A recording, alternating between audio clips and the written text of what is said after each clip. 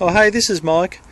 Today I'm going to remove an ETM from a V70, a 99 model V70. Now this would apply to naturally aspirated S70s and also V70s and S60s from year 2001 to 2002, I think they go up to, with the ETMs.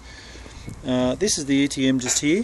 It's a box-like aluminium structure that receives signals from the accelerator pedal and from the cruise control unit, and gives an appropriate throttle response to make the car accelerate or decelerate.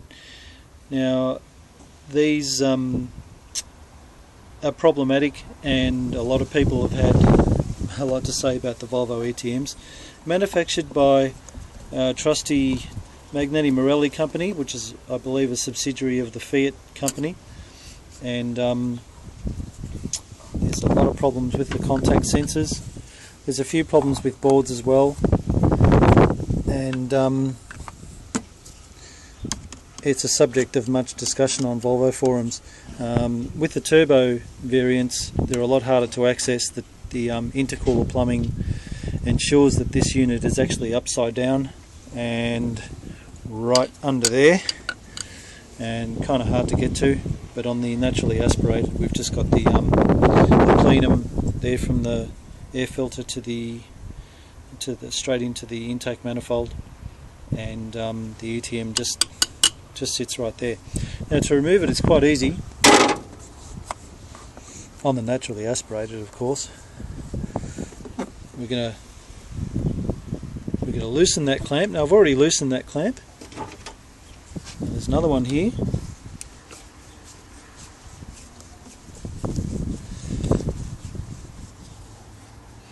I'm trying to hold the camera steady as I do this. Kind of a challenge. I'm just going to muscle off. I don't know if you call it muscle in my case, but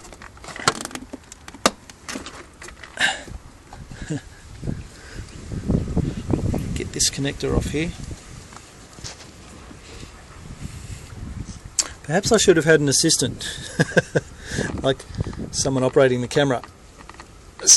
Usually I do this with two hands, and today, for the purposes of demonstration, we're gonna do it one-handed. Okay, I'm not going to take that connector off. I'm going to leave it on. I have taken this hose off, and there's another hose just in there, and I'm going to slip that off. As you can see, yeah, those two hoses meet each other, and I'm just going to leave it up there. You can see I put some silicone there because this one was cracked. Now it's just a matter of getting our 10mm bolts out. Excuse me for not being super organised. Just putting my socket wrench together.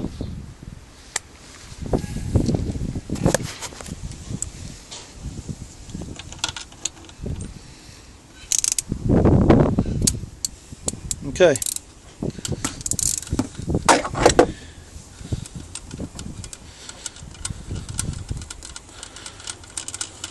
I'm using a what some people call a wobbly, or a universal jointed extender, and it makes life a bit easier on the very, I think it's the very corner one. It's a little hard to access.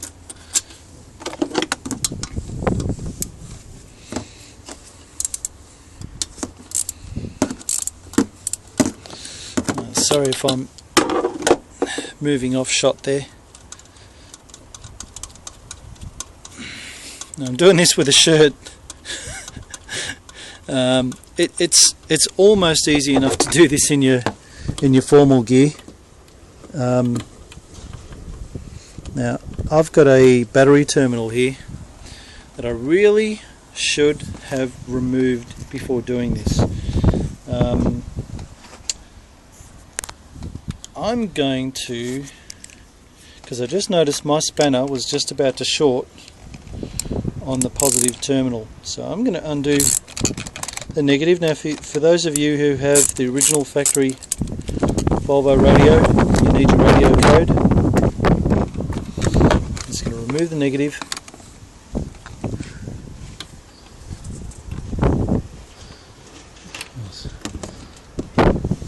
I have heard some stories of people shorting their ETM out with a positive terminal, and that could get costly because these ETMs can be had for only around $600,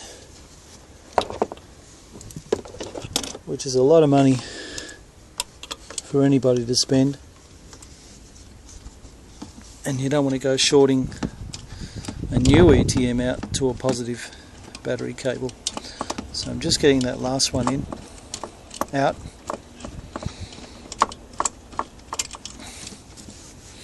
I think just a few more turns. Okay, she's just about to come. One of these is holding, and okay. Now I got it easy because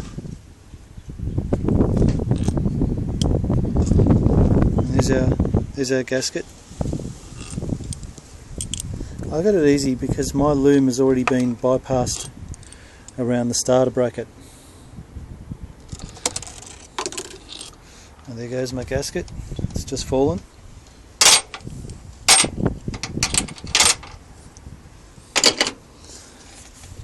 Okay, so if we were to do this again, I would actually remove the starter cable first. Now down here we've got a real tight connector. With these connectors you do need two hands to undo them. I'll try and support the camera somehow.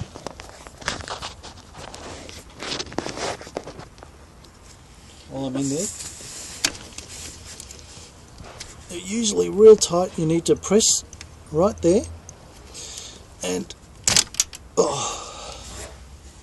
something's come off. Yeah, the bottom, the holder's come off. That's what I was planning. Now, sometimes there's a bottom holder that's actually clamped into that stainless steel plate just down there. I'll point it with my finger.